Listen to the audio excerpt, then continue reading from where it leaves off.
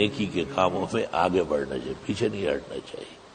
نیکی آج ہے کل نہیں ہوگی، آپ ہی نہیں ہوں گے، نیکی کہاں رہے گی؟ اور یہ قرآن کریم ذکر کرتا ہے، اس کا مقام مرتبہ ہے، کوئی چھوٹا آدمی نہیں ذکر کر سکتا ہے۔ یہ پختون جو ہوتے ہیں یہ بہت زیادہ ایمان و عمل والے ہیں، لیکن ان کے علماء بہت زیادہ غیرتی، یا یوں سمجھ لے کہ بے موقع غیرت، وہ کسی کو کہہ ہی نہیں سکتے ہیں کہ آپ یہ مسجد بنائیں، مدرسہ، وہ کہتے یار ہمیں بہت مشکل ہے۔ ہندوستان کے علماء اللہ ان کی قبر نور سے بھر دے، انہوں نے لوگوں کو سیدھا کیا ہے، ذہن بنایا ہے، ان کو سمجھایا ہے کہ یہ پیسے رہیں گے اور لوگ ہندو ہو جائیں گے، سکھ ہو جائیں گے، آپ سے اللہ پوچھے گا۔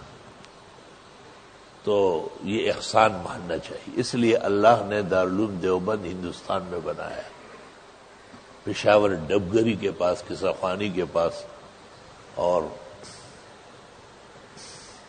افغانستان اور پاکستان کے درمیان نہیں بننے دیا، کیونکہ ایک ایسا ملک جس میں لوگوں کی عادت و دین پر خرچ کرنا اور آگے بڑھنا۔ ایک دفعہ ہم جدے سے بس میں مکہ جا رہے تھے، اتفاق سے اس میں ہندوستان کے لوگ تھے، اکثر علماء تھے، دیوبند کے پڑھے ہوئے تھے۔ تو انہوں نے ایک شخص کی طرف اشارہ کیا کہ یہ ہمارے سیٹھ صاحب ہیں، اور یہ 100 آدمی ہر سال اپنے ساتھ حج کے لیے لا رہا ہے۔ کوئی معمولی بات نہیں، آسان کام نہیں، آپ ایک آدمی کا پورا کر لے گا، پتہ چل جائے گا آپ کو۔ میں نے کہا یہ دارالعلوم دیوبند دلی کے علماء اور کا کارنامہ ہے۔ تو ہمارے حاجی صاحب تھے جنہوں نے ہمارے ادارہ بنایا ہے، جیلی مرحوم، تو وہ ایک دفعہ مجھے بتایا کہ جہاں کہ ہم ہے سورت، وہاں میں نے 100 مسجدوں کے ساتھ 100 مدرسے قائم کیے، اور تاکہ لوگ مسلمان رہیں، اور وہاں کی تمام تنخواہیں امام، مؤذن، مدرس کی یہاں سے جا رہی ہیں، کراچی سے۔ نظام الدین دلی، اس کے تمام اخراجات رائے سے جاتے تھے، اس لیے رائے کے بغیر ان کی باتیں نہیں مانی جاتی۔ تو حاجی صاحب مرحوم و مغفور دارالعلوم دیوبند بھی جاتے تھے، بڑا ادارہ ہے اہل حق کا، پوری دنیا کے کفر و ذلت اور بدعت کا مقابلہ کرنے والا ہے۔ جہاں کئی خیر کے کرن اور چشمہ ہے وہاں دیوبند شامل ہے۔ تو چونکہ حاجی صاحب سے قرب ہو گیا تھا اور بہت محبت تھی ان کی، بخاری ترمذی کے پورے گھنٹوں میں بیٹھتے تھے۔ میں نے پوچھا حاجی صاحب دیوبند ایسے ہی جاتے یا کچھ دیتے ہو؟ اب 50,000 دیتا ہوں۔ میں نے کہا انا للہ و انا الیہ، انا للہ و، تم لوگوں کا قرض ہے میرے اوپر کیا؟ میں نے کہا حاجی صاحب دارالعلوم دیوبند ہمارا قبلہ و کعبہ ہے، دارالعلوم دیوبند تمام ہندوستان کے مدارس اور بلکہ ہم سب کا سر لشکر ہے۔ وہ اپنے انا للہ لاہور پہ قائم رہے، میں اپنی تقریر پر قائم رہا۔ کہتے وہ آ رہے مدرسے والے، وہ آ رہے، تم لوگ میرے اوپر کیا چڑھائیاں کر رہے ہو؟ اگر ہم کوئی ایک طریقہ یہ تھا گفتگو کا، اور ہوتا وہی تھا جو ہم کہتے ہیں۔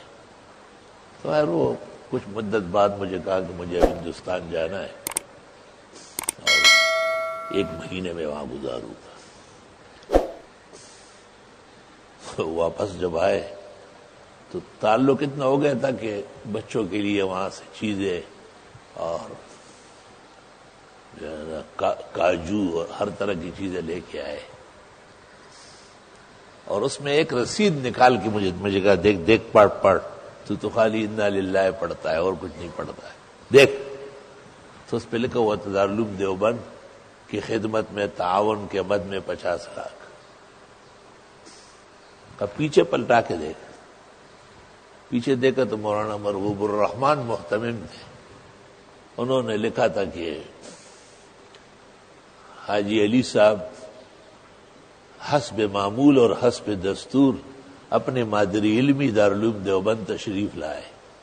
اس دفعہ ان کی آمد کچھ اور شان کی تھی، اور کیوں نہ ہو جب دارالعلوم کا ایک سپوت اور مداح اور دارالعلوم کے مقاصد اور معارف کا سچا جانشین میرا نام لکھا ہے کہ ان کی صحبت ان کو حاصل ہے، اس لیے دارالعلوم کو ایک خطیر تعاون سے مالا مال کیا۔ اس کے لیے دارالعلوم دیوبند کے علماء، طلباء، عاملہ، مجلس شورا سب حاجی صاحب کا اور اس عاجز و فقیر کا ممنون و شکر گزار ہے۔ مجھے کہا دیکھ تو نے کہا نا انا للہ، اس کیسا اثر کر گیا، اب کی جاؤں گا تو پھر ایک پورا دوں گا۔ کہا مجھے کہا بہت بڑھ گئے، میں نے کہا وہاں مولوی ہے ان کے پیچھے ہم جاتے ہیں، وہ جو کم پیسے دیوبند کو دیتا ہوں خفا ہوتا ہے بہت، انا للہ پڑھا۔ دیکھو قیمتی لوگ کیسے باتوں کی قدر کرتے ہیں، کس شان سے قدردان ہوتے ہیں، وہ پیچھے نہیں ہٹتے۔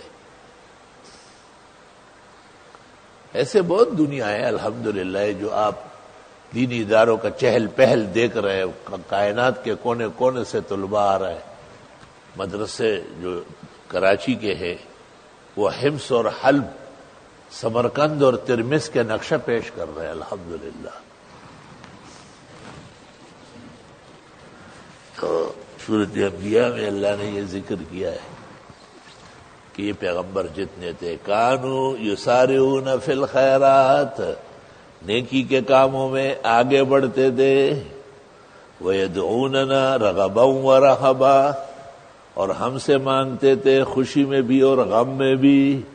کوئی قبر پرست نہیں تھے، کوئی دوسرے غیر اللہ کو مشکل کشا حاجت روا ماننے والے نہیں ہے، یہ صرف ایک اللہ کو ماننے اور منوانے والے۔ وَكَانُوا لَنَا خَاشِعِينَ، اور ہم سے ہی ڈرنے والے تھے۔ کہتے ہیں سورہ انبیاء کا خلاصہ ہے نیکی کے کاموں میں آگے بڑھو اور پریشان مت ہو، اور اللہ کا شکر کرو کہ آپ انہوں کو اپنی زندگی میں اچھی خدمت ملی، اچھا تعاون کرنے کی ہمت اللہ نے عطا کی۔